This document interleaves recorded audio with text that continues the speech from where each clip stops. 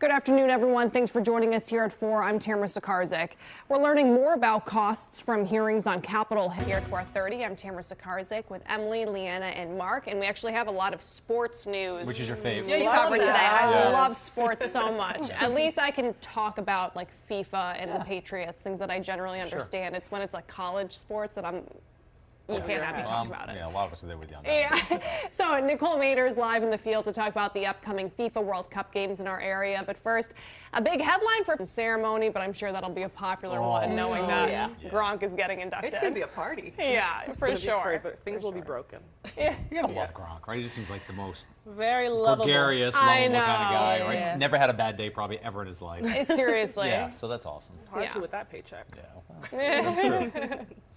All right, well, weather-wise, you probably saw some sunshine today, hopefully. I know that I went outside and it was sunny, Yeah. which was nice to see, but not so much Long anymore. gone. Yeah, it's a cloudy night. A little bit of rain tomorrow.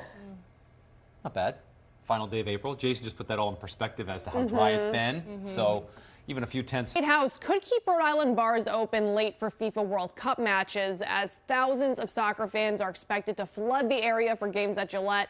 NBC 10's Nicole Mater. About buying local often right, but what about investing local?